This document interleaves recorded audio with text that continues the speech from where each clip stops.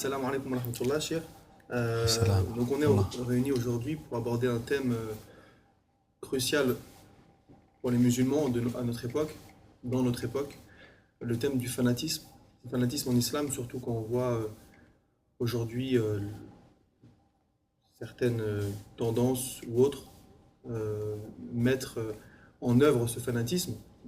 Donc on s'interroge sur son origine, sur la manière dont le fanatisme a pu s'appliquer, enfin en tout cas être une, une idéologie au sein de l'islam et sur toute son historique, sa définition. Donc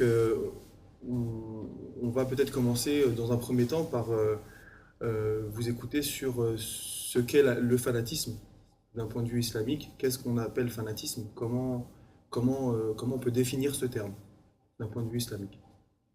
إن الحمد لله نحمده ونستعينه ونستغفره ونستهديه ونعوذ بالله من شرور أنفسنا وسيئات أعمالنا من يهده الله فلا مضل له ومن يضلل فلا هادي له ونشهد أن لا إله إلا الله وحده لا شريك له وأن محمدا عبده ورسوله صلى الله عليه وآله وسلم. Le fanatisme, on dit en arabe التعصب والعصبية. التعصب والعصبية. Qu'est-ce que le fanatisme? Tout simplement, pour ne pas rentrer dans les termes, ne pas utiliser les termes philosophiques, etc., pour qu'on comprenne qu'est-ce que le fanatisme. Le fanatisme, tout simplement, c'est considérer nos convictions comme des vérités absolues. Et cela provoque des conséquences. Parmi ces conséquences, c'est fermer les portes de dialogue. Parmi les conséquences, c'est de juger les autres, les considérer comme des égarés, comme des innovateurs, ou parfois comme des mécréants, etc. Tout simplement, c'est ça, le fanatisme, c'est d'adopter une idée, une conviction, une vision, et puis vouloir l'imposer aux gens, car pour nous, c'est une vérité absolue. On ne peut pas la réfuter, on ne peut pas la nier, la refuser, il faut l'accepter comme on l'a adopté. Donc, tout simplement, c'est ça la définition du fanatisme. Quand vous dites ça, Chir, ça veut dire derrière que on demande quand même aux musulmans, dans sa foi, etc., d'avoir des convictions qu'il ne peut pas remettre en doute. Ça veut dire que, est-ce qu'on peut dire d'une certaine manière que l'islam appelle à un fanatisme? Est-ce qu'on peut dire ça? Et d'une autre manière, est-ce qu'on peut avoir des exemples de votre part d'un fanatisme qu'on peut avoir, par exemple, dans la compréhension du Coran et de la Sunna? Comment on peut arriver aujourd'hui à avoir cet esprit fanatique quand on lit le Coran et la Sunna? Est-ce que intrinsèquement, à l'intérieur de l'islam, il y a un appel au fanatisme? En vérité, avoir une conviction, ce n'est pas le fanatisme. Le fanatisme, c'est lorsqu'on considère nos convictions comme des vérités absolues et on considère en même temps les autres qui sont différents, bien qui ont une vision différente que la nôtre, comme des gens dans le tort, bien dans l'erreur, etc. C'est ça le fanatisme. Allah Ta'ala demande de nous juste d'avoir des convictions et pas de juger les autres. Et Allah Ta'ala nous a parlé beaucoup dans le Coran al-Karim du fanatisme. Et le problème chez les musulmans, c'est qu'on est livré aux paroles des gens, des hommes, et on a laissé la parole d'Allah Ta'ala. Dans la priorité, c'est d'abord la parole d'Allah Ta'ala, et puis la parole du prophète sallallahu alayhi wa sallam, et après on va voir ce que les salaf salih nous ont laissé comme héritage des compagnons et les suiveurs des compagnons radiyallahu anhum ajma'in. Donc si on revient dans le Coran al-Karim, on va constater que malheureusement la Ummah de l'Islam jusqu'à maintenant n'arrive pas à comprendre ce que c'est le fanatisme. La preuve, c'est qu'on vit dans le fanatisme. On vit dans le fanatisme. Par exemple, prenez avec moi les premiers versets de Surat al-Baqarah. Allah Ta'ala, lorsqu'il nous dit وَإِذَا قِيلَ لَهُمْ لَا تُفْسِدُوا فِي الْأَرْضِ, lorsque Allah Ta'ala dit aux non-musulmans ne se met pas la corruption sur terre, ils vont dire quoi? قَالُوا إِنَّمَا نَحْنُ مُصْلِحُونَ. Non, on n'est que des réformateurs. Après on leur dit وَإِذَا قِيلَ لَهُمْ آمِنُوا كَمَا آمَنَ النَّاسِ. Et maintenant Allah Ta'ala leur dit croyez comme les gens ont cru. Et après ils vont se moquer des gens qui ont cru en Allah Ta'ala. C'est ça le fanatisme, c'est-à-dire c'est de ne pas ouvrir les oreilles, de ne pas essayer et d'avoir la volonté de comprendre l'autre. Donc ils avaient déjà les réponses préparées. Allah Ta'ala leur dit évitez-le de mettre le tort, évitez de mettre la fitna, la subversion, etc. Eux, ils se considèrent comme des réformateurs. Donc ils n'ont même pas essayé de comprendre le message d'Allah Ta'ala et les preuves, les exemples déjà donnés dans le contexte et dans le Coran al-Karim, qu'Allah Ta'ala a donné aux gens comme preuve sur leur corruption, sur leur fitna, etc. Ils ont dit non, on n'est que des réformateurs, on ne fait pas de fitna nous.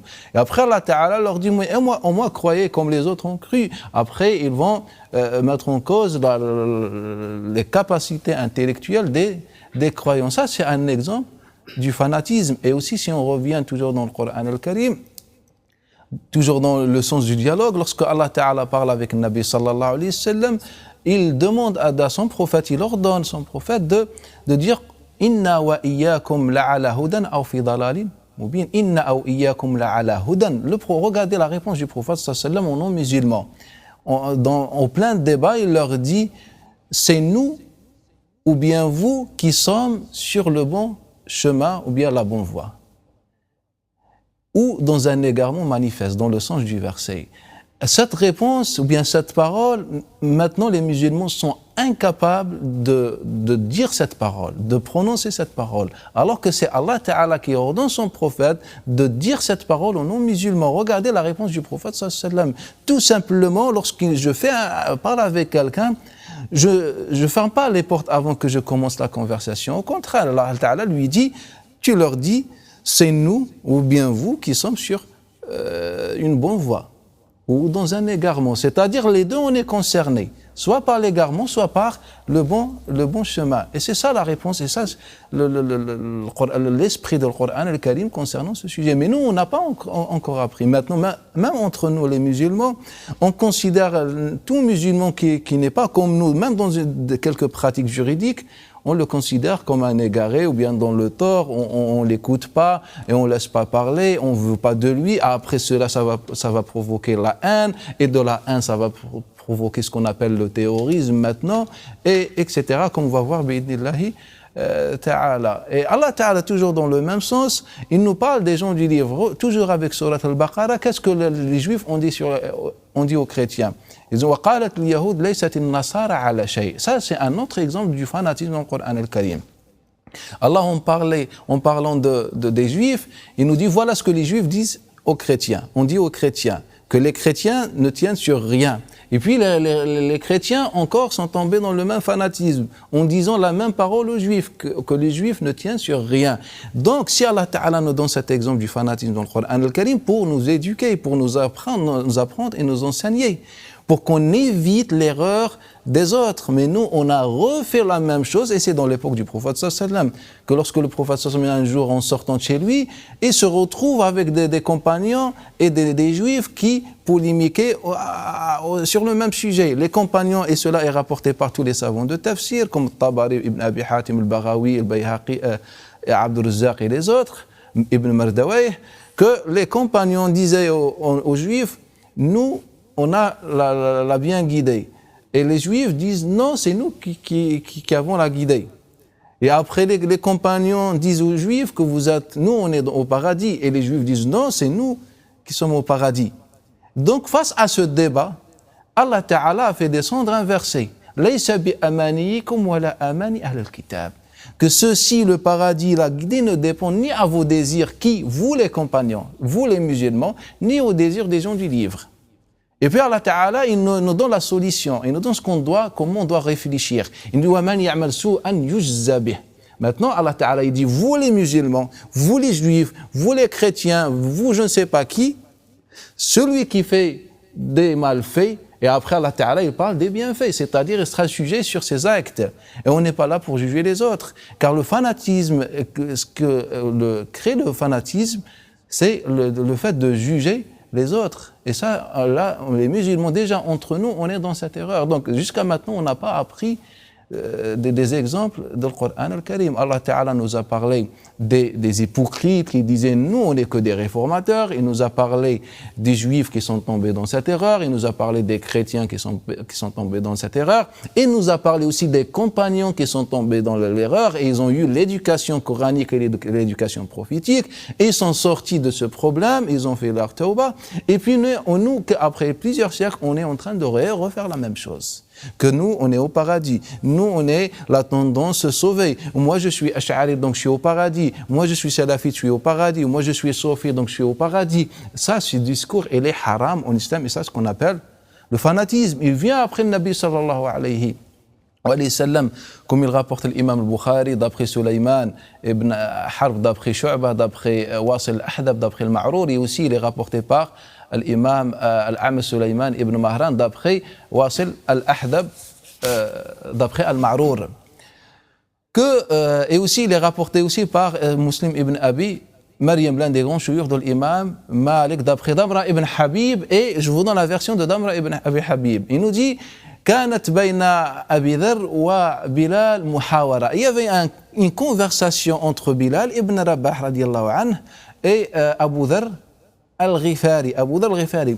On ne va pas entrer dans la divergence. Certains savants ils ont divergé. Est-ce que c'est Bilal ibn Rabah ou c'est un autre Bilal? Bref, entre deux compagnons. Un qui s'appelle Bilal et l'autre c'est Abu Dharr al-Ghifari, deux compagnons de Nabi sallallahu alayhi wa sallam. Il y avait une conversation entre les deux. فعيره. Donc Abu Dharr al-Ghifari a insulté ou bien a parlé mal à Bilal ibn Rabah, a parlé mal ibn Rabah. Et donc le Nabi sallallahu alayhi wa sallam il a dit innaka mru'un bika jahiliya. Tu es un homme qui a encore les traces de l'jahiliya. De al-jahiliya, cette période pré-islamique où il y avait la fitna et les péchés. Le Nabi sallallahu alayhi wa sallam lui dit tu as encore les traces. Pour quelle raison? Car il a fait preuve de fanatisme.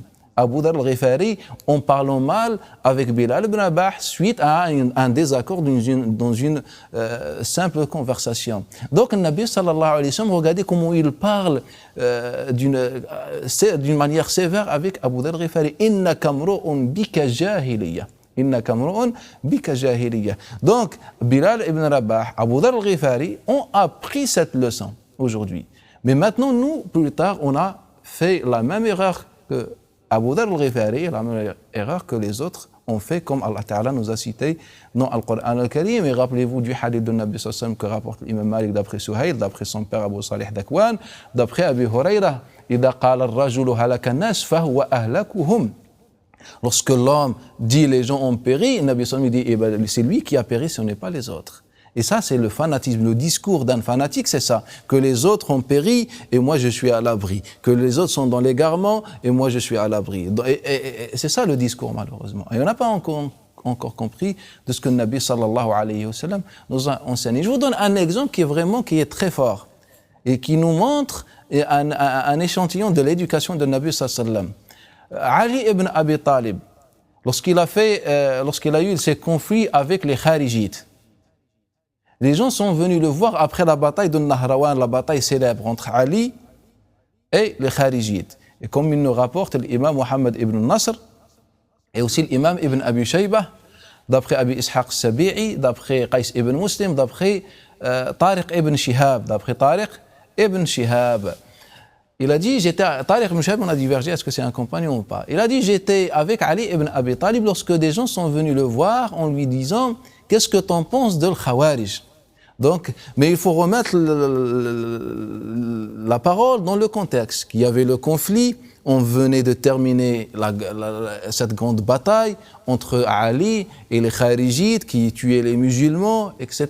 C'est-à-dire, on était dans une situation particulière. Donc, juste après, on vient demander à Ali, qu'est-ce que tu en penses de l'Khawarij? À Mushrikoun et son associateur, on lui dit, on a dit non. Ils disent la ilaha illallah et celui qui dit la ilaha illallah n'est pas mushrik. Après on lui dit sont munafiqun, donc sont des hypocrites.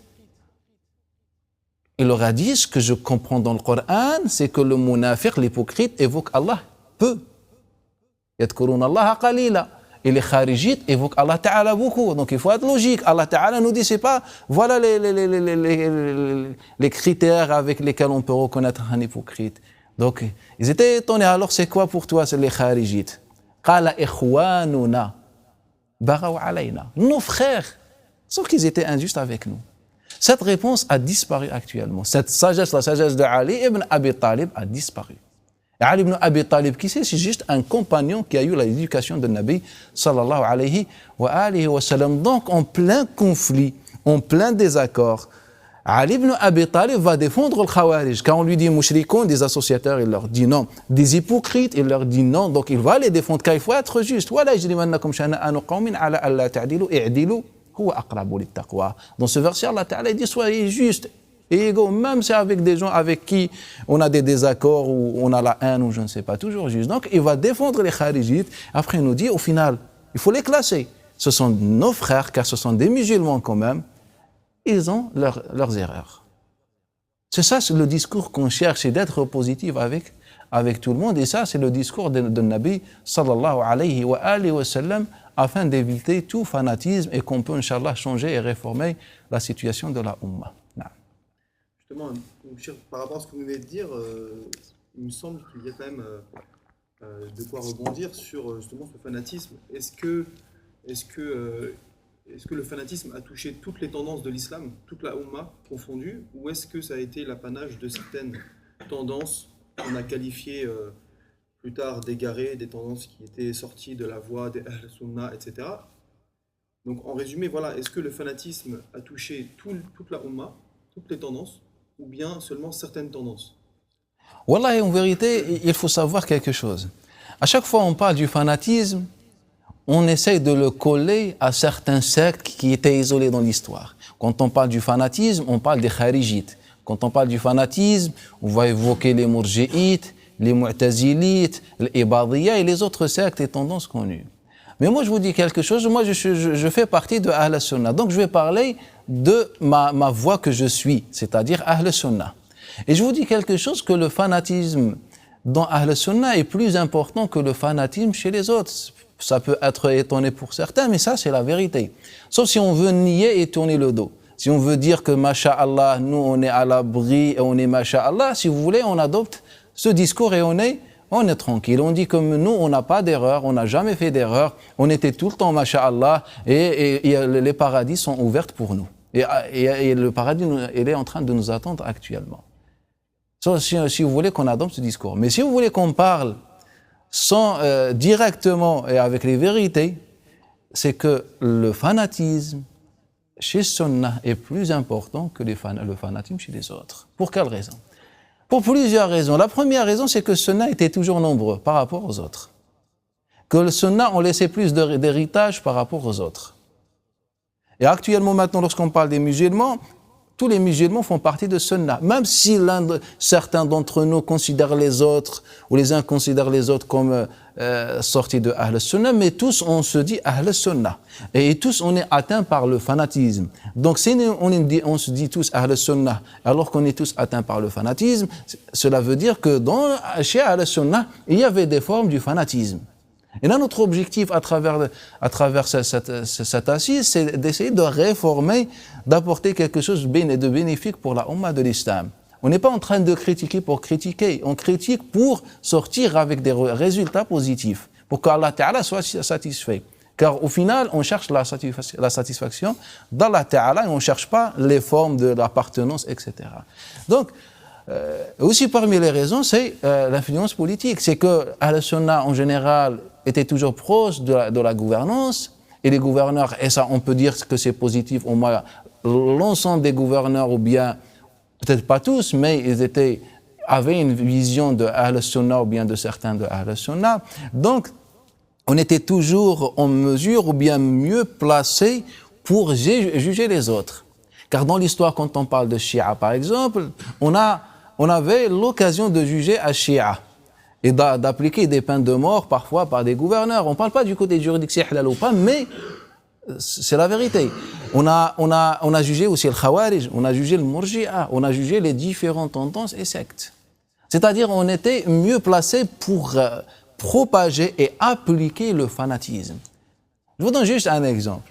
Et là on parle de Ahl Sunnah, car notre objectif c'est de réformer et de se réformer. Un exemple tout simple. Prenez Abdullah ibn Ahmad ibn Hanbal, le fils de Ahmad ibn Hanbal. Il a un livre qui s'appelle As-Sunnah. Lorsque les savants du hadith écrivent un livre qui s'appelle As-Sunnah, ils parlent de la croyance, car Sunnah pour eux c'est Ahl Sunnah ou Jama'a pour préciser l'utilisation. Donc il a écrit un livre. Dans ce livre, dans ce volume, il va réserver environ 180 paroles que sur Abi Hanifa, que Abu Hanifa était un égaré. Nous, on n'a aucun problème. S'il dit que Abu Hanifa était égaré, ça ne pose aucun problème. C'est sa vision, il est libre. Mais le problème, c'est ce fanatisme. Comment on est capable, dans un livre de croyance, ou bien peu importe le terme, de réserver 180 paroles juste pour dire que Abu Hanifa était un égaré, et certaines paroles qui étaient un mécréant, et certaines paroles qui étaient un hypocrite, et certaines paroles qui étaient le point noir dans l'histoire de l'islam. Et ça, c'est un savant qui est reconnu en tant qu'un savant du hadith. C'est le fils de l'imam Ahmad ibn Hanbal. Il va nous rapporter avec les chaînes de transmission. Et après, si on va suivre la fin de ces chaînes de transmission, on va trouver des gens aussi qui sont considérés comme des gens de hadith, qui sont reconnus, etc. Donc, comment on appelle ce genre de réaction? C'est ça le fanatisme. De réserver 180 paroles et de parler de Ahmed Abu Hanifa était un égaré, Si tu as des convictions, tu es libre de juger Abu Hanifa en disant que voilà, on a un désaccord, je suis pas d'accord avec Abu Hanifa. Mais de dire qu'il est égaré, qu'il est hors l'islam, que je ne sais pas quoi, ça c'est ça le fanatisme que Allah Ta'ala a mentionné dans le Coran al-Karim. C'est ça le fanatisme des gens du livre, comme Allah Ta'ala le cite dans le Coran al-Karim, et des premiers compagnons qui sont tombés dans l'erreur. Donc on n'a pas encore compris. Mais quand on parle de Ahmad ibn Hanbal, on va dire le contraire. Par exemple, lorsqu'on dit à Bishr ibn al-Harith, qui était avec Ahmad ibn Hanbal dans l'épreuve, on lui dit « Mais pourquoi tu n'étais pas capable de parler ?» C'est-à-dire de parler de ta croyance, que la parole d'Allah Ta'ala n'est pas créée, c'est un attribut d'Allah Ta'ala. Il aura dit Aturiduna minni manzilat al-anbiya, vous voulez de moi le degré des prophètes? On avait Ahmed ibn Hanbal qui a parlé. Et lui, il n'a pas parlé. Après, on nous dit vous voulez de moi le degré des prophètes? C'est-à-dire Ahmed ibn Hanbal, c'est quoi? C'est un prophète. Et ça, il le rapporte. Comme par exemple Abu Ya'la al-Mawsili, l'un des savants du hadith et l'un des premiers savants de l'école hanbalite. Donc si on parle de Abu Hanifa qui était le méchant, etc. Et le problème, c'est pas qu'Abu Hanifa, c'est un savant de l'islam. Quelqu'un qui a fait un ijtihad dans l'islam, qu'il avait tort, il avait raison, c'est pas ça le problème. Comment on est capable de réserver 180 paroles sur un homme pour dire qu'il est mécréant, hypocrite, il est sale, etc. Il y avait des choses vraiment sales sur lui, dites sur lui.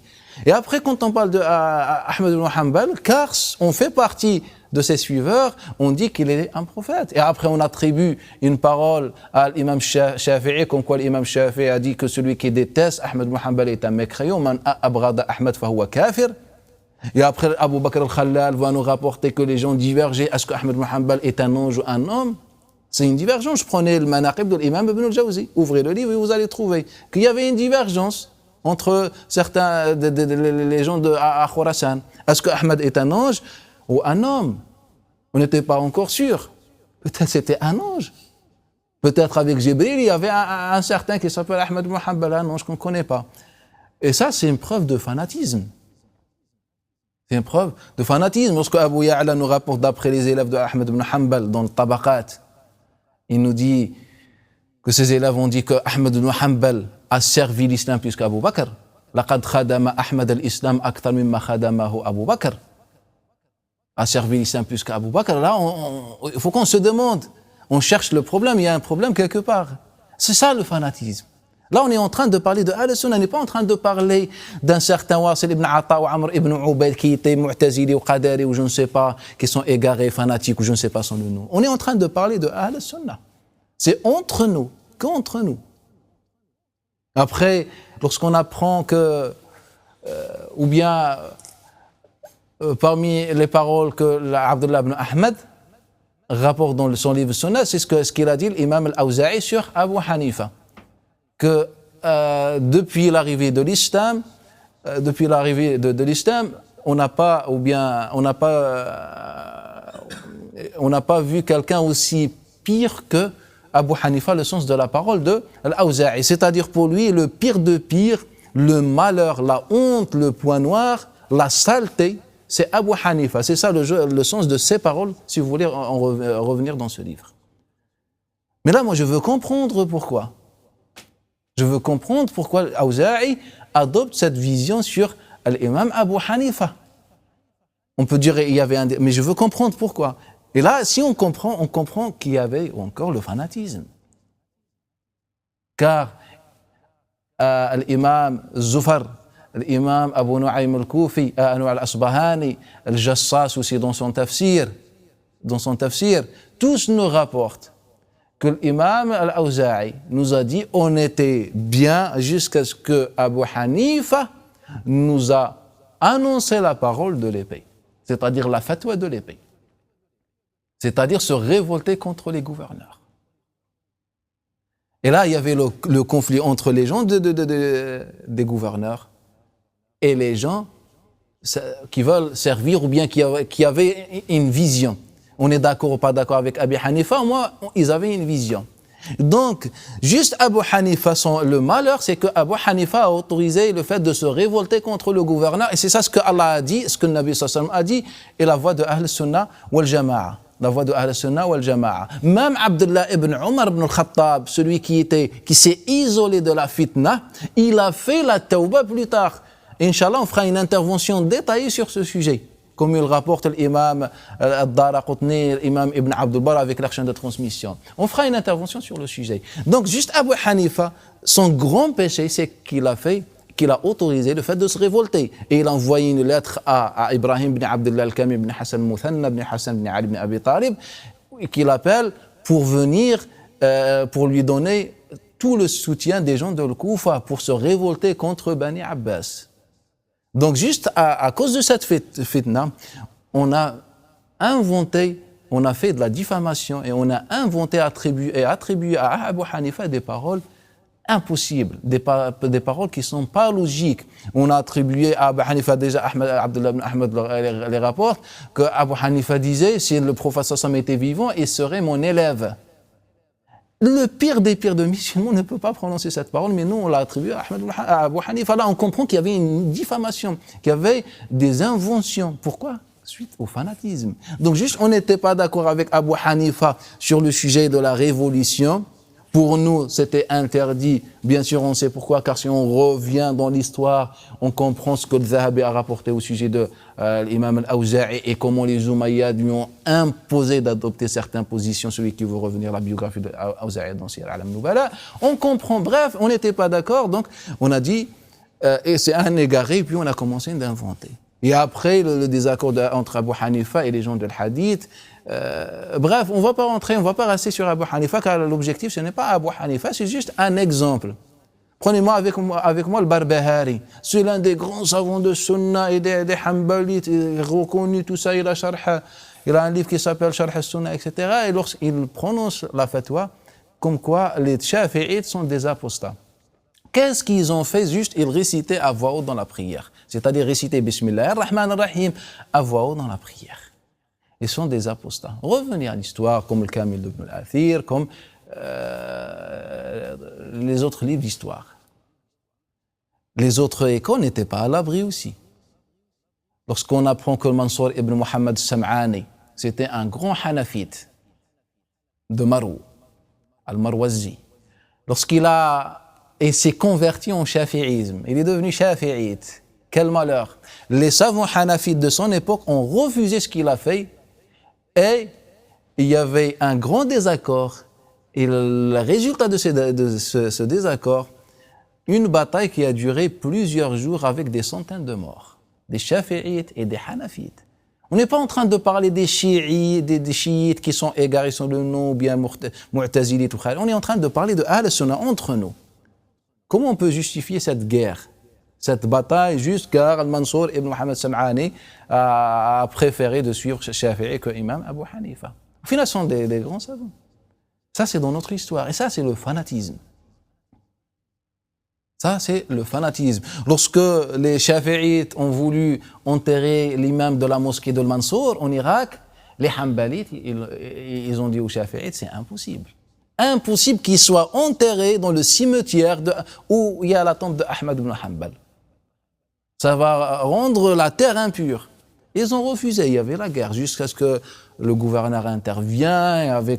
Mais imaginez cette situation.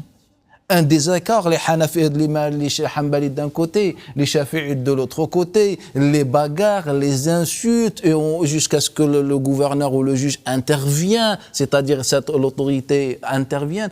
C'est un problème dans l'histoire de l'islam. C'est le fanatisme. C'est ça le fanatisme, c'est-à-dire ce qu'on essaye de faire comme image sur les musulmans ou bien sur Ahl Sunnah, en vérité, c'était pas tout à fait la même chose, c'était pas exact. Il y avait des erreurs. Notre objectif, c'est de corriger les erreurs. Il y avait beaucoup de choses positives, mais il y avait aussi des erreurs. Et c'est ça le problème. Et la liste est longue. Lorsque j'ouvre, par exemple, al-Bahr al-Ra'iq de l'imam Ibn Jaym al-Hanafi, on trouve que les savants hanafites ont divergé. Est-ce que le Hanafi peut se marier avec une femme shafi'ite? C'est un sujet de divergence. Donc, dans un avis qui dit, et c'est l'avis majoritaire qui dit, on peut se marier, ou bien c'est un avis présent qu'on dit, on peut pas se marier avec une shafi'ite. On va pas rentrer dans les causes, mais au final, car elle est shafi'ite.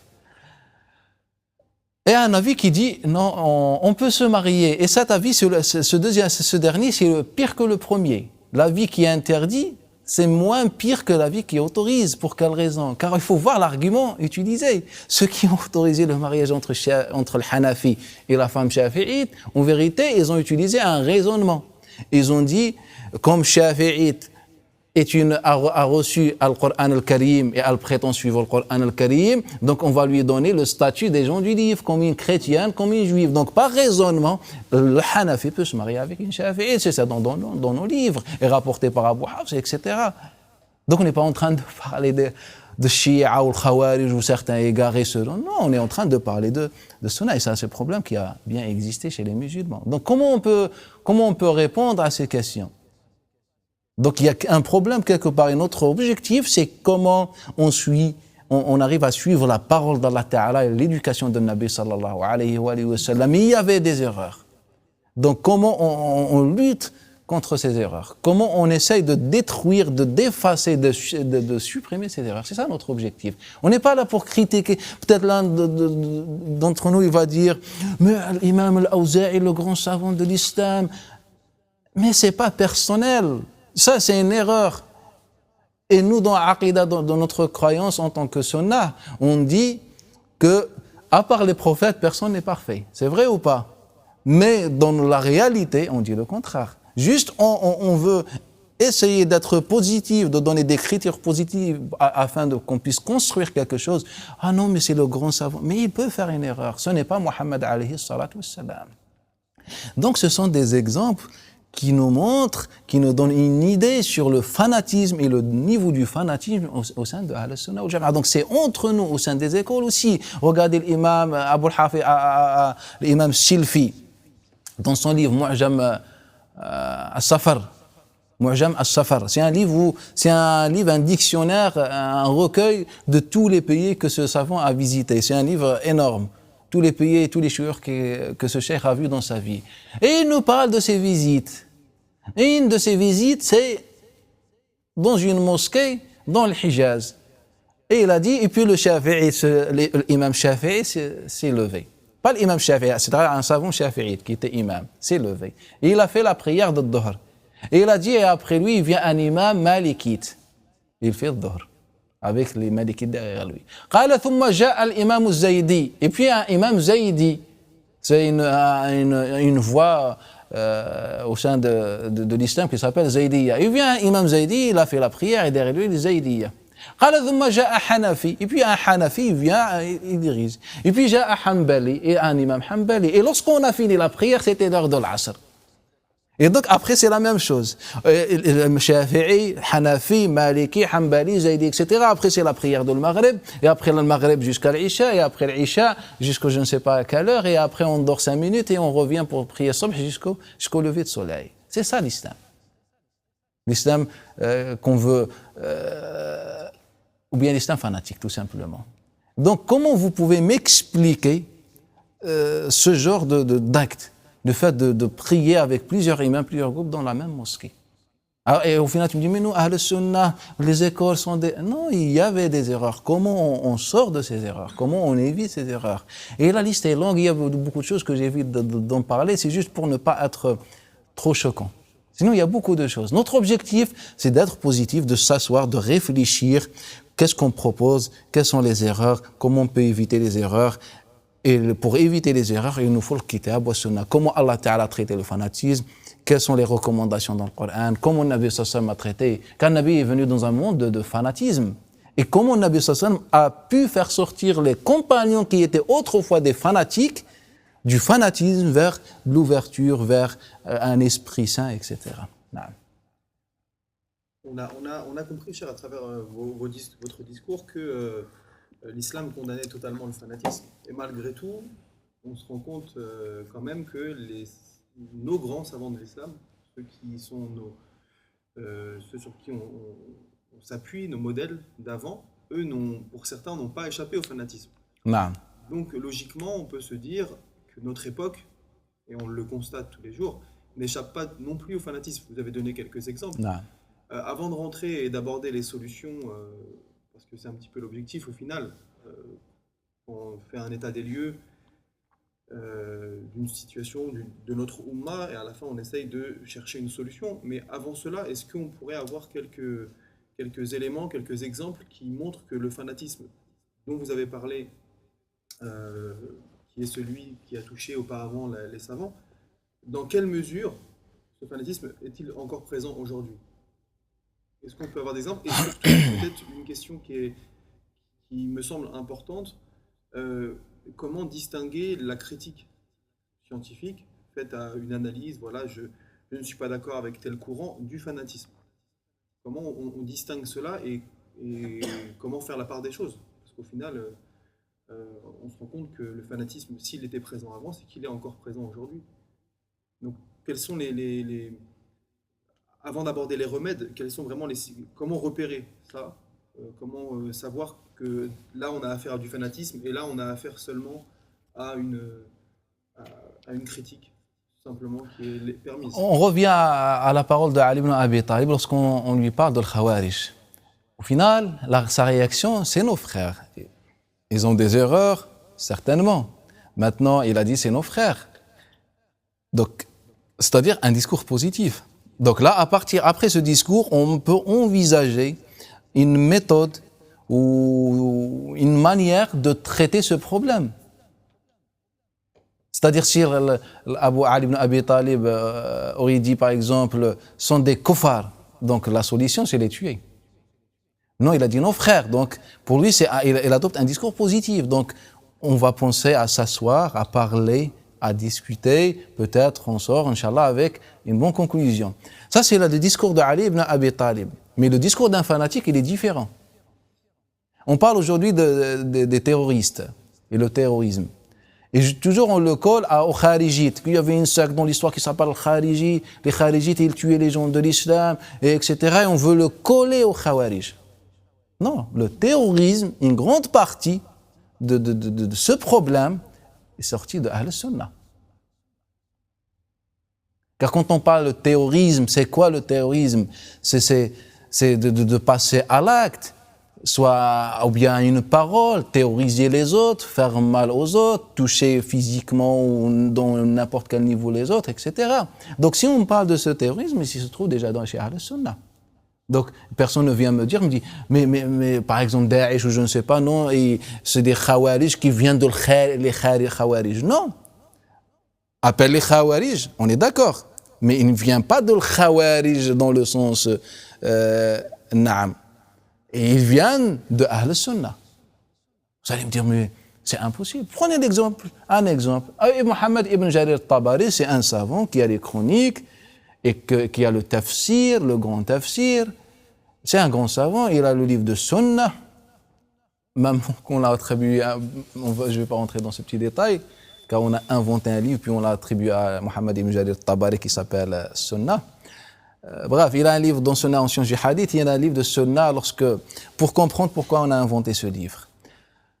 Mohammed ibn Jarir al-Tabari, un jour, avec une grande naïveté, il va écrire un livre, Ikhtilaf al-Fuqaha. Donc pour lui, il voulait écrire sur la divergence entre les fuqaha. Mais il ne s'est pas rendu compte qu'il n'était pas dans un monde idéal, un monde de tout est beau, tout est masha'Allah. Lorsqu'il fait sortir ce livre à la lumière, il se retrouve face à un groupe énorme de Hanabila, des Hanbalites, pour le tuer. Et même lorsqu'on demande à Ibn Khuzayma, celui qui est l'authentique, mais pourquoi tu n'as pas été voir Tabari? Il a dit, comment je vais voir Tabari alors qu'il était encerclé chez lui? On a brûlé sa maison. On voulait le tuer dans sa maison. Pour quelle raison? Car dans son livre, il va mentionner la divergence des grands savants, c'est les paroles des grands savants, sauf celles de Ahmed ibn Hanbal. Car pour Mohammed ibn Jarir Tabari, Ahmed ibn Hanbal était un muhaddith. Même dans la conversation avec les Hanbal, il leur a dit c'est un grand savant de l'hadith, mais il n'est pas faqih, il n'est pas juriste, il n'est pas dans le fiqh. Le discours positif, c'est de dire que c'est un avis à Mohammed ibn Jarir Tabari. Je ne suis pas d'accord avec toi, Mohammed ibn Jarir Tabari. Et au niveau important supérieur, en tant qu'un savant par exemple, si je suis un savant, je dis viens Mohammed ibn Jarir Tabari, on s'assoit et on fait des échanges. Si au final on est d'accord, alhamdoulilah, on n'est pas d'accord aussi, alhamdoulilah, car la divergence c'est la richesse de l'islam. C'est ça le discours positif. Mais nous, on a fait le contraire. On a attaqué Mohammed ibn Jarir Tabari et on a commencé de brûler sa maison. Juste pour quelle raison? Il nous a dit qu'il n'était pas. Qu'Ahmed ibn Hanbal, il a touché notre. C'est ça le fanatisme. Et ça, c'est ça le terrorisme. On voulait l'assassiner juste suite à un avis personnel. Et d'ailleurs, ce n'est pas que lui. Il y avait Abu Ja'far Tahawi, mais Abu Ja'far Tahawi, heureusement pour lui, qu'il ne vivait pas avec les Hanbalites, qu'Abu Ja'far Tahawi ne considérait pas Ahmed ibn Hanbal comme faqih. Pour lui, c'était un muhaddith. Bien sûr, Ahmed ibn Hanbal, selon Tahawi, un grand savant du hadith, mais il n'est pas faqih. Et c'est pour ça, l'imam Tahawi, lorsqu'il écrit sur son livre sur Madahib al-Ulama, il ne va pas évoquer Ahmed ibn Hanbal. Et il n'y a pas que lui, il y a Abu Muhammad al-Asili, c'est un savant de l'école malikite. Il a un livre de Dala'il. Et dans son livre, il évoque le madhab Abi Hanifa, Shafi'i, Malik. Et quand il finit ces madhahib, il dit, et puis Ahmad et les chiites ont dit. Et parfois, Ahmad et les zahirites ont dit. À chaque fois, il évoque les divergences et les paroles des autres, de Malik, Shafi'i, Abu Hanifa. Et après, toujours, il évoque, ou bien souvent, il évoque Ahmed ibn Hanbal parmi Shia. C'est pas comme, il ne le considère pas comme chiite, mais comme un avis qu'on ne doit pas prendre. C'est juste un exemple. Voilà les autres ce qu'on dit. Mais moi, c'est un avis à lui. Pourquoi je me sens obligé de dire Ya Aba Muhammad, tu es mécréant, apostat, car tu as considéré mon cher comme un muhaddith et non comme un savant? Non. Il n'y avait pas que lui, il y avait Abu Zayd al-Dabbouzi et la liste est très longue. Donc, c'est ça le fanatisme. Le fanatisme, on le constate aujourd'hui dans ce qu'on appelle le terrorisme. On va un jour chez l'imam al-Nasha'i, on dit Ya Nasha'i, on a appris que tu as écrit ton livre Al-Khasa'is, les mérites de Ali ibn Abi Talib. On veut la même chose sur Muawiyah ibn Abi Sufyan. On est dans l'époque de Nasai. On est environ un siècle et demi après Muawiyah ibn Abi Sufyan. On dit à Nasai, j'en veux aussi la même chose pour Muawiyah. Il leur a dit, j'ai rien, sauf le hadith connu dans Muslim, sur le ventre. On n'était pas content, on a tué l'imam al-Nasa'i, ce grand savant de l'islam, assassiné par une bande de Hanbalites et des suiveurs de soi-disant de Ahl Sunnah, comme ils prétendent. Et on l'a tué. Donc, pourquoi on a tué l'imam al-Nasa'i? Juste car on n'était pas d'accord sur un sujet. L'imam al-Hakim, on apprend que l'imam al-Hakim, au premier temps, a écrit les mérites de Fatima. Il a entendu quelqu'un qui parlait mal de Fatima, la fille du prophète sallallahu alayhi wa sallam, et puis donc il est parti chez lui, dans sa bibliothèque, il a fait un recueil de hadith, il a édité ce livre, Fadail Fatima. Et c'était le début de ce qu'il va subir plus tard l'imam al-Hakim. Mais on a brûlé son minbar où il faisait le Jumu'ah, etc. C'est-à-dire on a touché même à un lieu saint. Au nom de qui? Au nom du fanatisme. L'imam al-Bouri, c'est l'un des grands savants shafi'ites, assassiné l'année 567, empoisonné.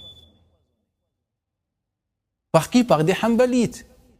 On est toujours dans les conflits entre les écoles, entre nous, Ahl Sunnah. Donc, qui a mis en place l'idéologie ou bien l'esprit de terrorisme? C'est bien une partie de l'héritage de Ahl Sunnah. L'imam Al-Khatib al-Baghdadi, celui qui a le Tarikh Baghdad, les chroniques de Bagdad, l'un des fondateurs de la science du hadith, l'un des grands savants, etc. Il a été aussi, on a voulu l'assassiner. Pour quelle raison? Car juste il a parlé de la visite de la tombe de Nabi sallallahu alayhi wa sallam, on voulait l'assassiner.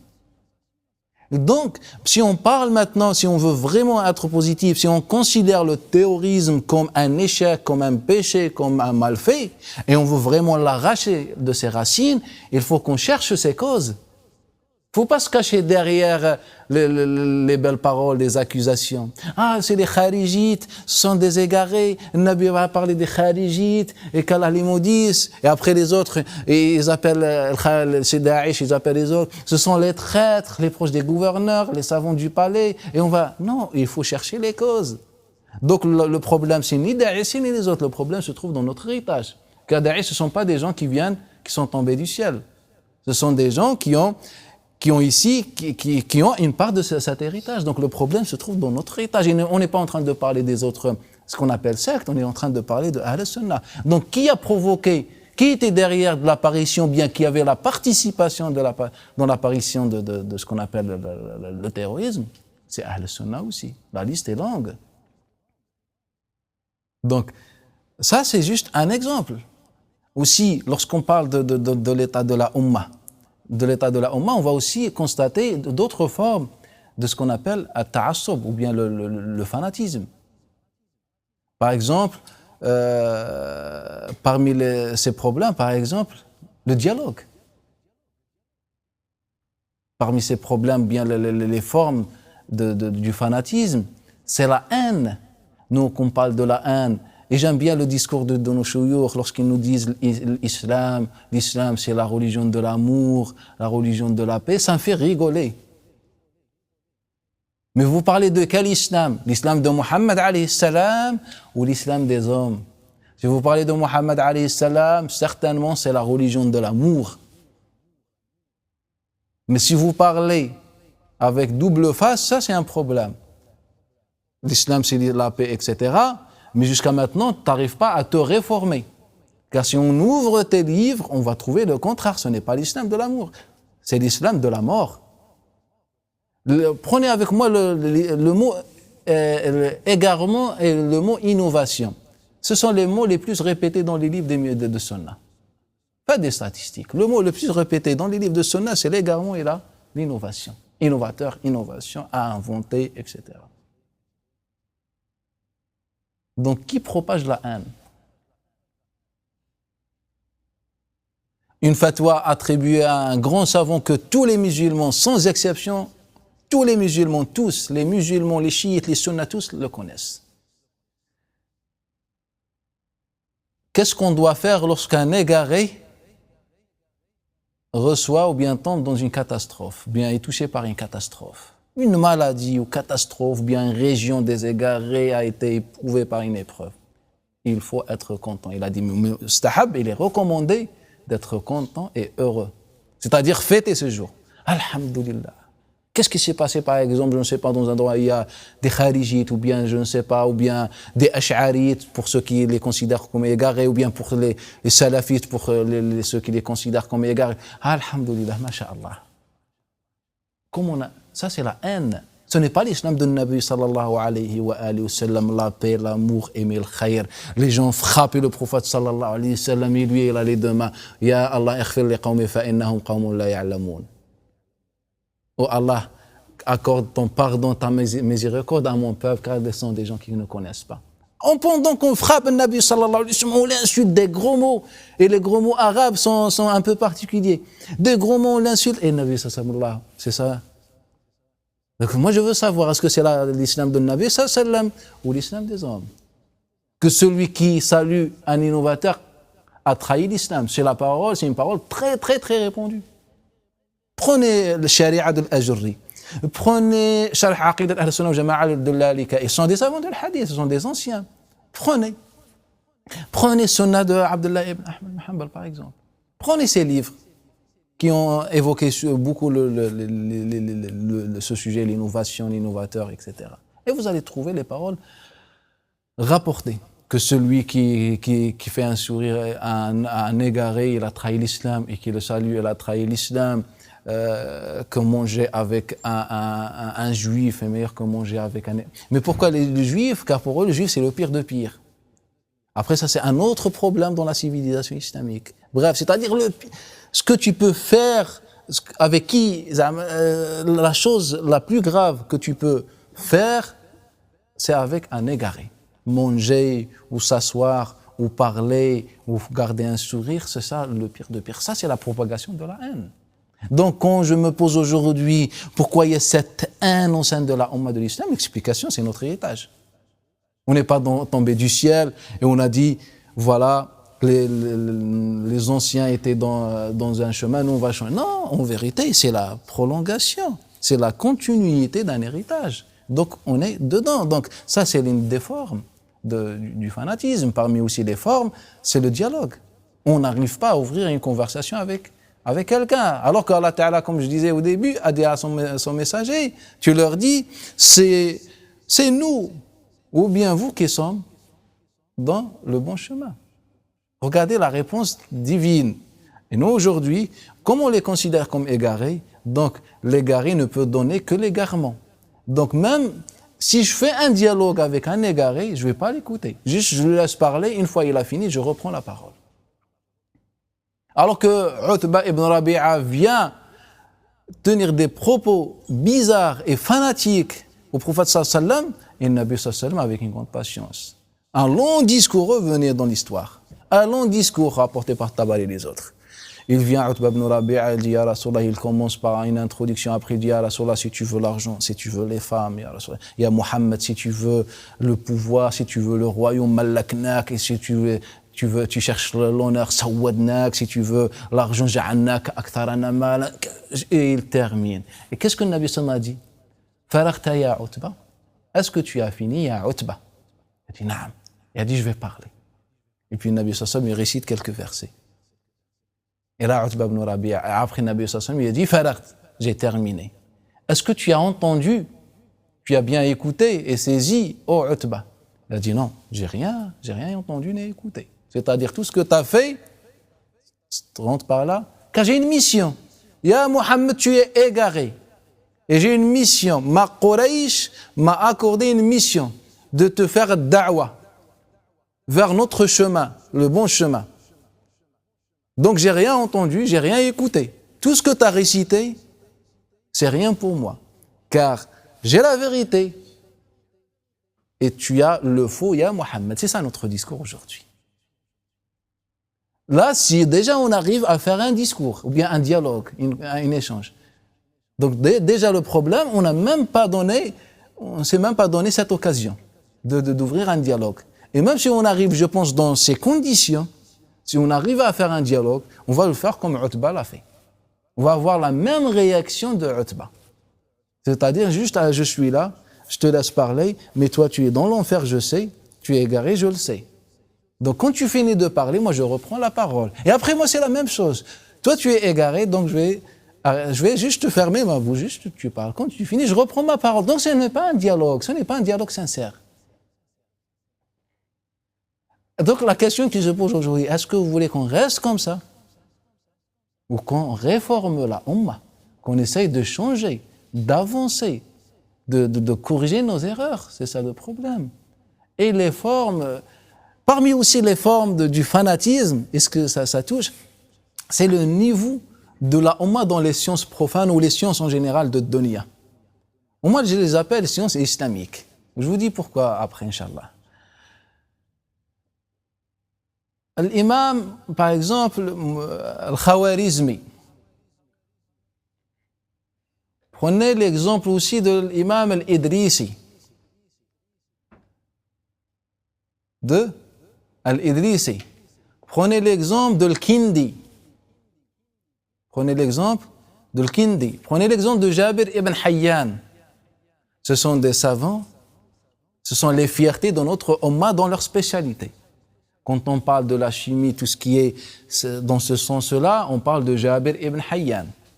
C'est-à-dire, jusqu'à maintenant, les Occidentaux s'intéressent à ces gens. C'est vrai ou pas? Ibn Rushd. Mais nous, comment on a considéré ces gens? Ouvrez Majmou' al-Fatawa de Ibn Taymiyyah. Jabir ibn Hayyan, quel est son statut? C'est un sorcier qui mérite la mort. La sanction en islam. C'est-à-dire, une science, toutes ces inventions, toutes ces participations, et grâce à lui, alhamdoulilah, que l'humanité a découvert plusieurs composants chimiques, tu viens toi aujourd'hui et tu le traites de sorcier, tout simplement. La réponse très simple, très, très facile. C'est comme un des chouïrs de l'Arabie Saoudite qui était l'ancien mufti de l'Arabie Saoudite avant sa mort, il est le plus connu en Arabie Saoudite. On lui pose la question dans son livre, vous pouvez ouvrir son livre Al-Fatawa, on lui pose la question sur l'hypnose, ce qui est appliqué en psychologie. Elle a dit c'est de la sorcellerie. La sorcellerie. Car endormir quelqu'un, pour lui, scientifiquement, c'est impossible. Donc c'est sûr que les psychologues athées occidentaux travaillent avec les djinns. Il faut rire. Certains moments, on se dit est-ce qu'on est encore des humains? Même maintenant, la question, c'est même pas musulman, des humains. Des gens qui réfléchissent. Donc, quel est le statut de Jabir ibn Hayyan? C'est un sorcier. Maintenant, je veux le statut de l'Idrissi, ce grand géographe, al-Jughraf, l'imam al-Idrissi. Quel est son statut? Un apostat. Qu'est-ce qu'il a fait? Il a insulté Allah? Non. Qu'est-ce qu'il a fait? Il a vécu avec des non-musulmans. Un géographe, peut-être pas comme aujourd'hui, mais autrefois, il devait se déplacer pour repérer les terres, pour savoir, c'est son travail. Donc il fallait qu'il reste dans la terre musulmane et de parler de l'Europe, je sais pas, de l'Amérique, pour qu'il soit pas un apostat. Ça, c'est les conséquences du fanatisme. On a fermé, on a traité ces gens de mécréants. Ibn Rushd, le petit-fils, il a été assassiné comme on assassine n'importe quelle bête. Assassiné. Et c'est le juge de Gharnata qui a prononcé sa peine de mort. Et comment voulez-vous qu'on est spécialisé ou bien qu'on peut apporter quelque chose à l'humanité dans les sciences? Alors qu'ils nous ont dit c'est haram. Réfléchir c'est haram. Mais le Kindi, on n'en parle même pas de lui, le pauvre. Mécréant, apostat, pourquoi? On n'était pas juste d'accord.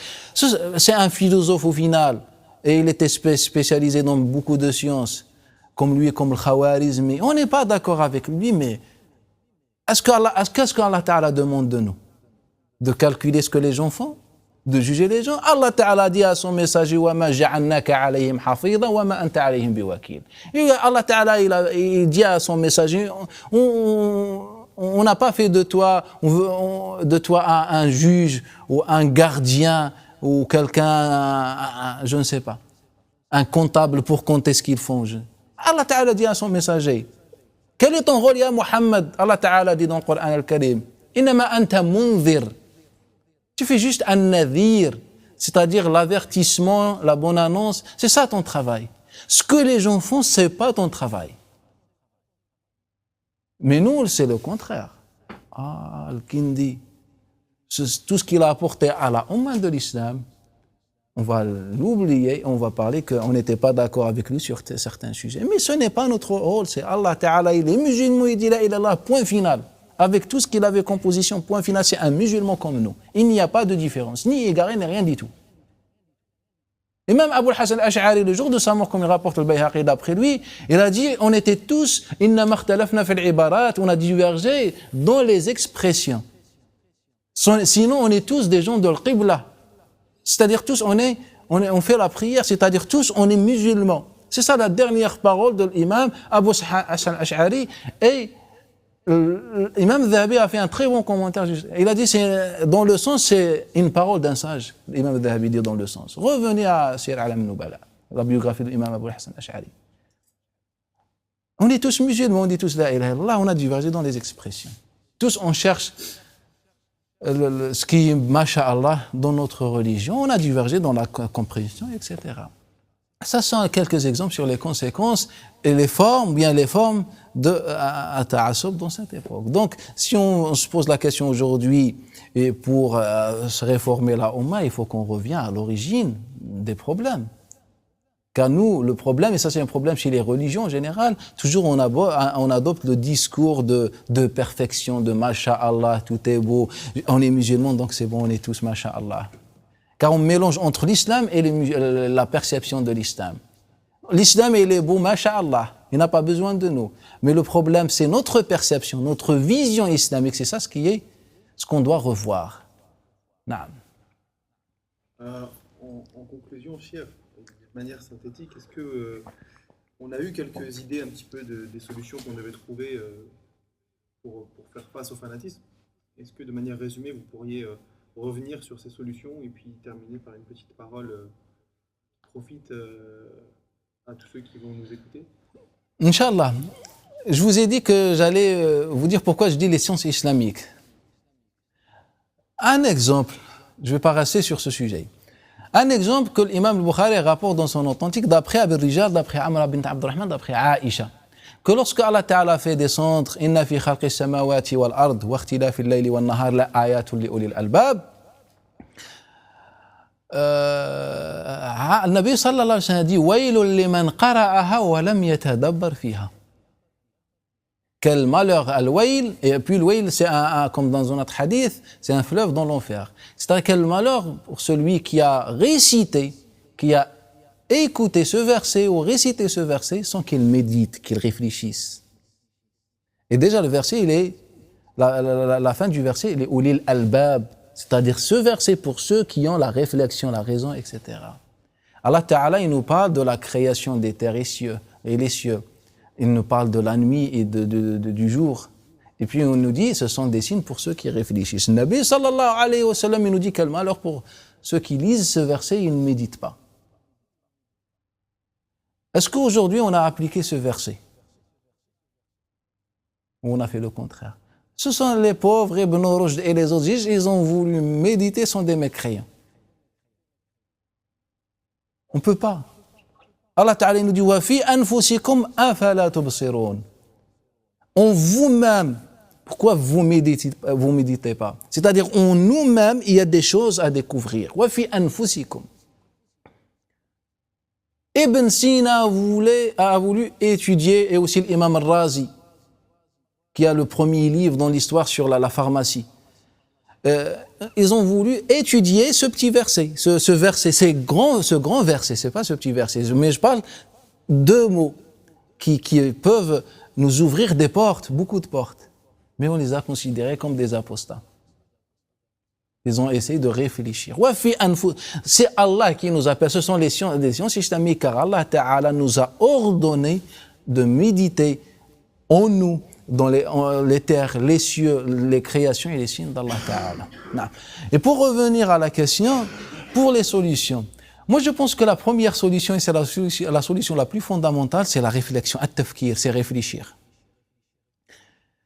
La première sunna disparue, c'est la réflexion. C'est que les musulmans, je ne parle même pas des chouyours, car les chouyours, ils ont fait un parcours et ils ne sont pas prêts de revoir leur parcours. Qu'après, il y a d'autres choses, d'autres dimensions à prendre en compte. Que tu sois apprécié toujours par les gens, pour gagner un salaire, pour avoir une crédibilité, pour que tu ne sois pas attaqué, etc. Et tu n'as pas des capacités aussi, donc tu ne veux pas rentrer. Pour toi, la responsabilité est plus importante et toi, tu veux juste la belle vie. Il y a beaucoup de choses à prendre en compte. Donc, je parle plus aux musulmans qu'aux chouyours. C'est la réflexion. Moi, je vais vous raconter un hadith, une histoire que l'imam al-Bukhari a rapporté dans son authentique. D'après, ya Allah, d'après l'A'mash Sulayman ibn Mahran, d'après Sa'd ibn Ubayda, d'après Abi Abdurrahman al-Sulami, d'après Ali ibn Abi Talib, aussi, il est rapporté aussi par l'imam Abu Daoud, Tayalasi, d'après Shu'bah, d'après l'A'mash, avec la même chaîne de transmission. Que le Nabi sallallahu alayhi wa sallam un jour a envoyé une expédition. Et c'est un exemple très important. Et il a désigné un amir, un responsable, un chef pour l'expédition. Donc nous, on a les critères, c'est que le amir, le chef, doit avoir plus de compétences, plus de sagesse, plus de courage, plus de science, etc. Ce qu'on comprend, il est relativement, ou bien il mérite ce poste plus que les autres. Sinon, Nabi sallallahu alayhi wa sallam n'aurait pas désigné ce amir. Et donc, il a désigné un chef, Nabi sallallahu alayhi wa sallam, puis ils sont sortis. Il y avait X raisons, et il s'est mis en colère, ce chef, et il a préparé un feu énorme. Il leur a dit, entrez dedans. Et Ali ibn Abi Talib dit wa amarahum an yuti'uh, et puis Nabi sallallahu alayhi wa sallam, Ali ibn Abi Talib, et puis le prophète a ordonné ses compagnons à donner l'obéissance totale à ce chef. Et puis ils sont partis, il était en colère, il s'est mis en colère à cause d'une raison autre, bref, il a préparé un feu énorme et il leur a dit entrez. Fahamma ba'duhum, certains d'entre eux ont voulu entrer, car Nabi sallam, il a dit l'obéissance. Certains d'autres, ils ont réfléchi. Il faut être logique, pas d'une manière aveugle. Même s'il nous dit jette-toi dans un océan, bismillah, je vais me jeter. Il faut réfléchir. On est retourné. Et Nabi sallam a appris ce qui s'est passé. Il leur a dit wallahi law dakhaluha ma kharaju minha ila yawm al-qiyamah. Par Allah Ta'ala, s'ils sont entrés dans ce feu, ils ne seraient jamais sortis, ou bien ils sortiront jamais, jusqu'au jugement dernier. Ça, c'est un exemple. Le cheikh a un statut aujourd'hui, à un niveau. Et nous, ce qui est demandé de nous, c'est de le suivre, de l'écouter, car il est le mieux placé à nous enseigner. C'est comme ce chef. Et puis, des fois, il nous dit des choses bizarres, qui ne rentrent pas dans la tête. Et on va le suivre. Pharaon, lorsqu'il a suivi, il était derrière Moussa alayhi salam. Et l'armée de Pharaon derrière. Et puis Moussa alayhi salam a eu ce grand miracle. Le fleuve ou la mer s'est ouvert devant lui et ils ont traversé. Qu'est-ce que Pharaon a dit aux autres? Mais non, il avait peur de moi. La mer avait peur ou le fleuve avait peur de moi. Tellement il avait peur de moi, il est devenu comme ça, il m'a ouvert une route. Le problème, c'est que son armée, elle a cru. Ils ont dit, ouais, c'est vrai. Et c'est tellement que c'est bizarre. Donc c'est ça les musulmans maintenant. À tout ce qu'il dit le cheikh, masha'Allah, vous pouvez faire des statistiques. Envoyez quelqu'un à chaque mosquée, ici par exemple en France, après chaque vendredi, et il va questionner les gens. Qu'est-ce que vous en pensez du discours d'aujourd'hui? Et bien tous vont dire ah masha'Allah, masha'Allah, masha'Allah, masha'Allah. Peu importe le discours, le niveau, et 99% des cas, c'est que vraiment, c'est de la perte de temps. Et c'est même pas un discours qu'on peut écouter ou bien qu'on est appelé à écouter. Mais tous ils vont dire masha'Allah, car on a perdu cet esprit ou bien cette norme, cette notion de la réflexion. Car on ne réfléchit plus maintenant. Ah, il nous a dit une parole, même si elle est bizarre. Mais on va l'écouter. Donc, le Nabi sallallahu alayhi wa sallam, il a dit wallahi law dakhaluha ma kharaju minha ila yawm al-qiyamah. Je pense que c'est un exemple à retenir à chaque fois après, pendant chaque discours d'un cheikh. Car Allah Ta'ala, dans beaucoup de versets du Coran al-Karim, appelle les gens de la réflexion. Ulil albab, fi dhalik qasam li dhi hijr, afala ya'qilun, afala ya'lamun, yafqahun. Donc, cette religion, c'est pour les gens qui réfléchissent et qui veulent réfléchir. Dans un hadith que l'imam Ibn Abi Dunya rapporte, avec une chaîne de transmission authentique, il est authentifié également par l'imam Al-Haythami, d'après Ibrahim Ibn Maysara, d'après Abdullah Ibn Abbas,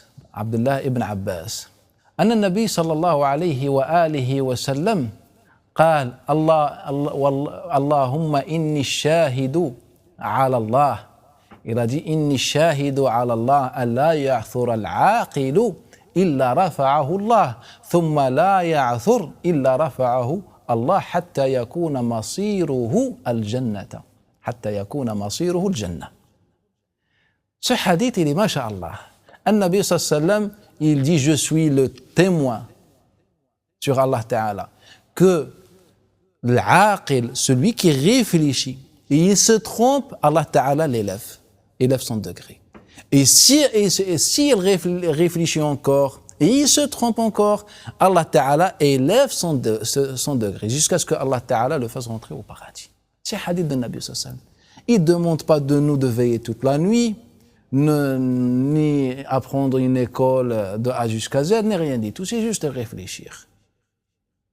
Et Nabi sallallahu alayhi wa sallam, il jure que c'est ça la destination de celui qui réfléchit, même s'il se trompe. On ne va pas dire qu'il faut réfléchir dans le domaine des gens qui sont déjà spécialisés, mais il faut réfléchir comment tu écoutes le discours et ce que tu dois avaler, ce que tu dois consommer et ce que tu dois mettre de côté, pour ne pas être comme les gens qui ont voulu rentrer dans le feu. Donc c'est un hadith de Nabi sallallahu alayhi wa sallam. Et un hadith aussi, il est masha'Allah, c'est l'histoire du père de Imran ibn Hussein. Hussein, quand il était encore non musulman. C'est un hadith qui est rapporté par l'imam At-Tabarani, que Imran ibn Hussein rapporte d'après son père, que Nabi a croisé le père de Imran ibn Hussein, il était encore non musulman. Il a dit, Kam ta'budu min ilah? Combien de divinités, de dieux tu es en train d'adorer? Qala Sab'a. J'ai 7 dieux. Sab'at aliha. Qala sittatun fil ard wa wahid fis sama'. 6 se trouvent sur terre et 1 dans le ciel. Qala man tu'iddu ayyuhum tu'iddu li rahbatika wa li raghbatik.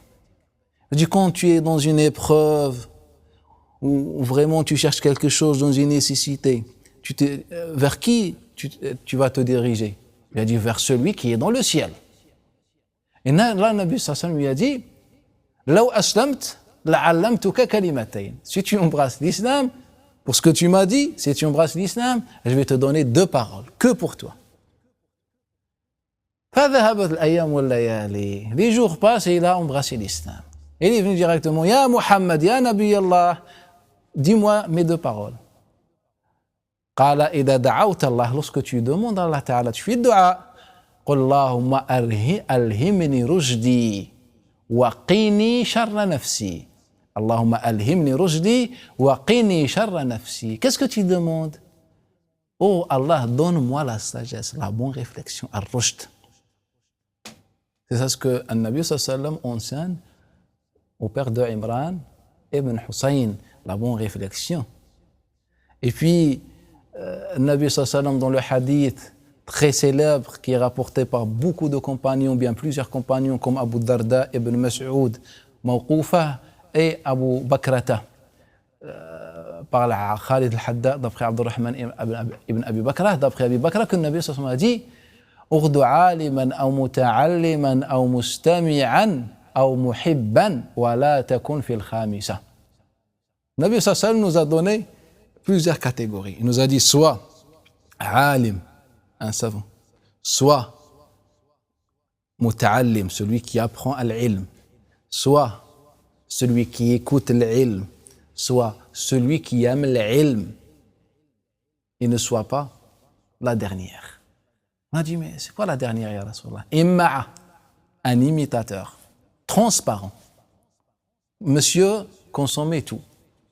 Donc le Nabi sallallahu alayhi wa sallam lui a dit, sois un savant. Si tu ne peux pas être un savant, c'est pas grave. Apprends. Tu ne peux pas apprendre, tu as le minimum avec quoi tu peux adorer Allah Ta'ala. Écoute pour augmenter l'iman. Tu ne peux pas non plus écouter car tu es trop pris par tes occupations. Aime la science et les gens de la science. Mais jamais tu sois parmi al-imma'a, quelqu'un qui imite. Comme dans le hadith de Walid d'Abdullah ibn Jumay', le hadith connu, que قال لا تكونوا إمعة تقول إن أحسن الناس أحسننا وإن أساء الناس أسأنا ولكن وطنوا أنفسكم. Le hadith célèbre de Hudayfa, d'après Abi Hudayfa, Abi Tufayl, d'après Hudayfa, c'est-à-dire le Walid le rapporte avec sa chaîne de transmission. Nabi sallallahu alayhi wa sallam dit ne soyez pas imma'a, un imitateur, un transparent qui n'a pas de personnalité. Et vous dites si les gens font bien, moi je fais bien. Si les gens, c'est-à-dire tuer le courant. Maintenant même les chouyours sont imma'a. Les chouyours sont imma'a. Si aujourd'hui les médias nous parlent d'une chose, tous les chouyours font le discours sur la même chose. Si un président, un politicien nous parle d'une chose, il faut maintenant, sur n'importe quel événement, donc on se sent obligé de parler de la même chose. C'est-à-dire on est dans la direction du vent. On n'a pas de personnalité. On est toujours dans la réaction. Donc le Nabi sallallahu alayhi wa sallam, il dit, après il nous dit, walakin wattinu anfusakum. Wattinu, c'est-à-dire la réflexion, il faut avoir une bonne personnalité, une personnalité forte et la bonne réflexion. Donc je pense que la première solution, c'est la réflexion. Jusqu'à quand les musulmans vont rester sans la réflexion, sans réfléchir, sans méditer. On est maintenant une umma de consommation. Tout ce que nos chouyours nous disent, on le consomme. Et dans beaucoup de cas, ce qu'ils nous disent, il est illogique et impossible. Mais nous, on consomme, c'est pas grave. On consomme. Je vous donne juste un exemple qui est tout vraiment plus que clair. Nabi sallallahu alayhi wa sallam, dans la biographie, on enseigne que Nabi sallallahu alayhi wa sallam, il a voyagé avec son oncle Abu Talib quand il était petit. Ils ont rencontré un prêtre, un rahib, un moine qui s'appelle, comment il s'appelle, Nastor, ou bien bref, les appellations. Et puis, ce rahib a dit au père, à l'oncle de Nabi sallam que lui, il sera un prophète, etc. Il faut le protéger. Donc, qu'est-ce qu'il a fait Abu Talib? Il demande à Abu Bakr as-Siddiq et Bilal ibn Rabah d'accompagner Nabi sallallahu alayhi wa sallam pour le protéger et qu'il puisse rentrer à Mecca sans souci, car eux, ils étaient dans leur commerce dans Cham. Ce hadith qui se trouve dans Sunan. C'est pas un hadith qui se trouve dans les livres d'histoire. On peut dire qu'il rapporte n'importe quoi. Mais ça, c'est se trouve dans Sunan. Ce hadith, tous les musulmans connaissent. Si je ne me trompe pas. La majorité au moins. On connaît tous ce hadith que voilà, et il lui a donné cette prophétie que le Nabi sallallahu alayhi wa sallam sera. Mais si on réfléchit, Bilal ibn Rabah, il n'a pas l'âge de Nabi sallallahu alayhi wa sallam. Il n'était pas encore né déjà. Donc comment Abu Talib a demandé à Bilal, qui n'existait pas encore, alors que même pas ses parents n'étaient pas encore mariés, d'accompagner et de protéger Nabi sallallahu alayhi wa sallam. Et comment il va demander à Abu Bakr as-Siddiq, qui est moins âgé que le prophète sallallahu alayhi wa sallam, car entre le Nabi sallallahu alayhi wa sallam et Abu Bakr, 3 ans environ, de protéger le Nabi sallallahu alayhi wa sallam. Donc si le Nabi, par exemple, il avait 8 ans ou je ne sais pas, comment il va protéger le Nabi sallallahu alayhi wa sallam? C'est juste un exemple tout bête. Si je réfléchis, je ne vais pas tomber dans cette erreur. Par exemple, Ubaydullah ibn Jahsh, qui s'est converti au christianisme pendant l'immigration à Habasha. Tout le monde connaît l'histoire et comment ils sont partis à Habasha et puis il a délaissé l'islam, ils vont entrer dans le christianisme, etc. C'est juste pour ne pas aller plus loin. Car dans la même scène, il nous rapporte comment Najashi a parlé dans la présence des compagnons avec Abu Sufyan. Est-ce que le musulman, lorsqu'il embrasse l'islam, le quitte? Est-ce que les gens quittent l'islam après leur conversion? Il dit non. Mais tu as une preuve devant toi qui vient de quitter l'islam. C'est-à-dire il y a un problème. Car si on était tous sûrs, les compagnons et Abu Sufyan avant qu'il embrasse l'islam, c'est un témoin neutre à cette époque, que personne ne quitte l'islam. Et dans la même assise, tu as quelqu'un qui vient de quitter l'islam. Mais si on va rechercher encore plus loin, on va trouver qu'Ubaydullah ibn Jahsh n'a jamais quitté l'islam, il est mort musulman. Bref, je ne vais pas rentrer dans les détails, les chaînes de transmission. Mais juste des exemples pour montrer qu'en vérité, on ne réfléchit pas trop. Des fois, ils nous mentionnent des choses dans notre fiqh. Ce sont des choses impossibles. Mais comme on ne réfléchit pas, on les accepte. On n'essaye pas d'aller plus loin, etc. Je pense que la première solution, c'est de la réflexion. Il faut qu'on commence à appeler les gens à la réflexion. La deuxième, pour qu'on ne reste pas très longtemps, c'est le savoir et la connaissance. Tellement on ne connaît pas la science, on pense que la religion, c'est quelque chose de très facile. C'est-à-dire n'importe qui peut aller dans n'importe quel livre et obtenir des arguments et il est tranquille. Mais si on arrive à donner aux gens la science et la vraie science et la complexité de la science, et les gens là, ils vont comprendre qu'il y avait du travail à faire, etc. Prenez n'importe quelle école.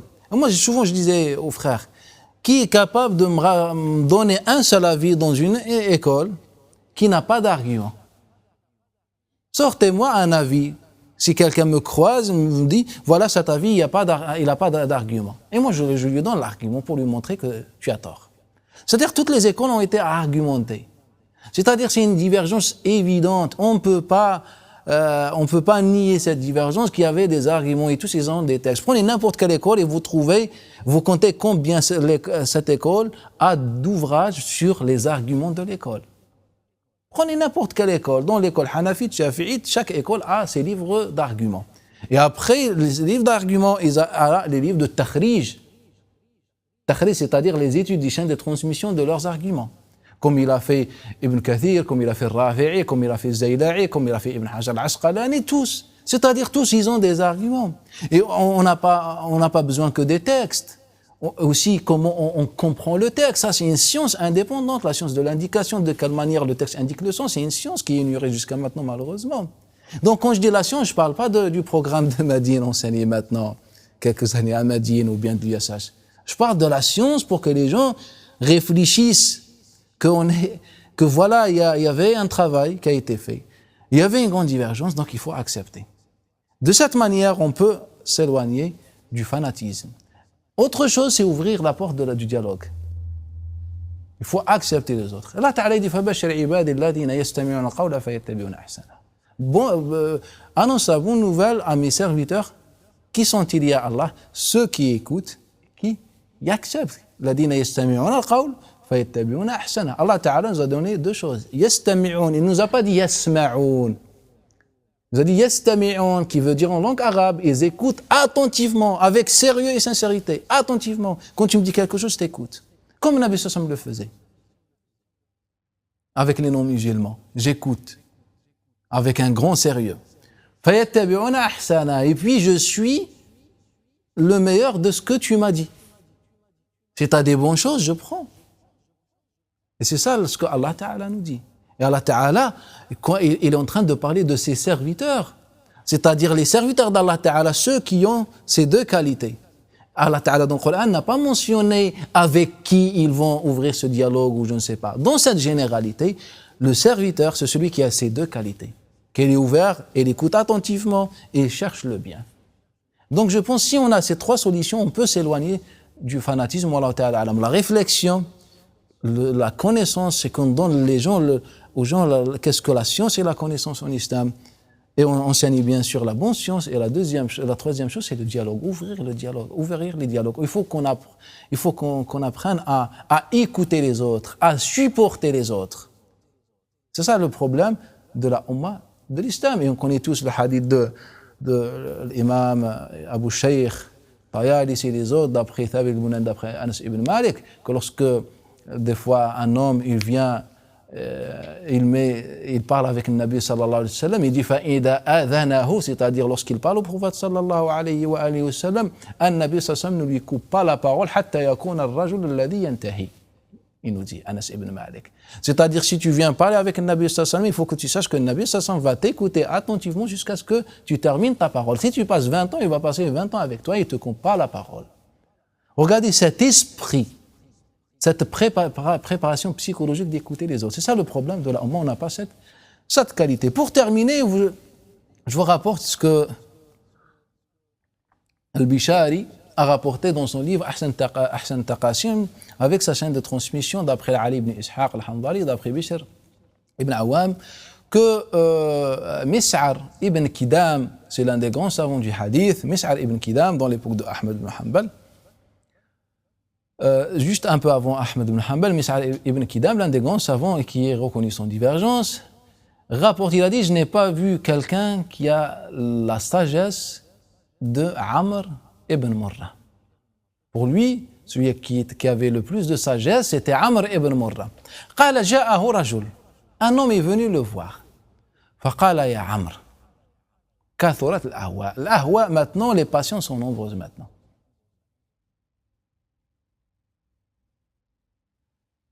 Les ahwa sont, masha'Allah, beaucoup. قال فما بقي شيء إلا دخلته. Je suis rentré dans tous les égarements, ou bien dans tous les avis, dans toutes les visions. فكان الذي أدخلني فيها القرآن. Mais la chose qui m'a fait rentrer, c'était le Coran. J'étais chiite, j'étais sunni, j'étais nasibi, j'étais murji'i, j'étais khariji. Il lui a dit, je suis rentré dans tout. Mais à chaque fois, c'est le Coran qui me fait rentrer. Soulignez ce mot.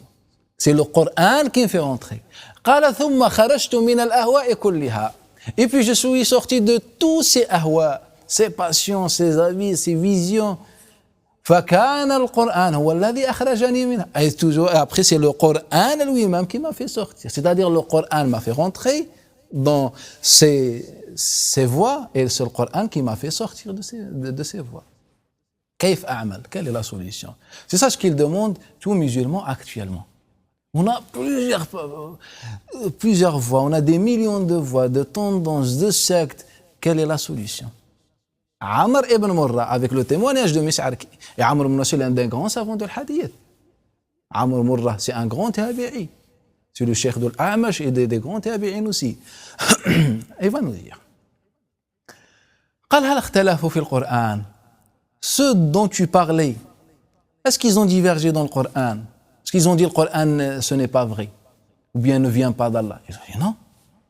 هل اختلفوا في الإسلام. Est-ce qu'ils disaient que l'islam n'existe pas ou c'est une bid'a? Il a dit non, tous des musulmans.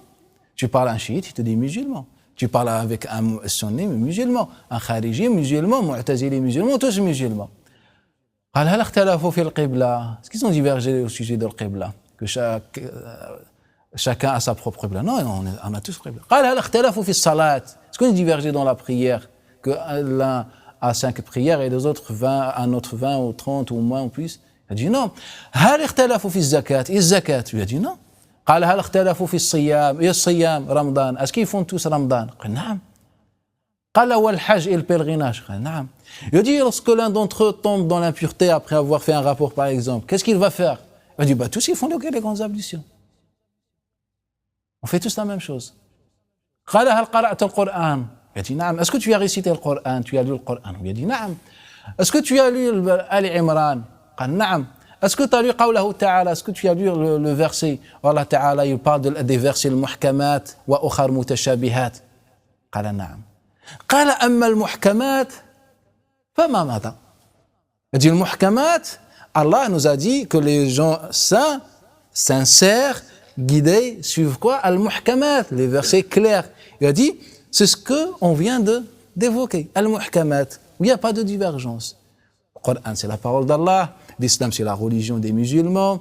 La prière, zakat, le qibla, mentir, c'est haram. Dire la vérité, c'est une adoration. C'est des choses, les principes. وأما المتشابهات. Et les versets équivoques que tu dois éviter, où il y a la polémique. Donc, la solution, c'est de suivre où il y a la tranquillité, l'ijma', le consensus, etc. Où il y a les polémiques, tout ça, tu ne rentres pas dans les détails, c'est ça le mutashabih. أما الذين في قلوبهم زيغ فيتبعون ما تشابه منه ابتغاء الفتنة. قال والله يا عمر. Là, Satan va répondre. Et je pense que toute personne va devoir donner la même réponse à sa propre personne. La réponse de Satan. Il a dit Wallahi ya Amr, par Allah ya Amr, ji'tuka fi hal wa dhahabtu fi ahsani hal. Je suis venu dans un état et là je te quitte dans un état meilleur. Et c'est ça. C'est la parole pour s'éloigner du fanatisme. C'est qu'on a les principes. Dans le mutashabih, tu n'as pas le niveau, tu ne rentres pas dans les détails. Et ceux qui ont le niveau, les spécialistes, si on s'est entré dans les détails, c'est leur spécialité. Et la finalité de cette histoire, cette divergence, etc., il faut l'accepter.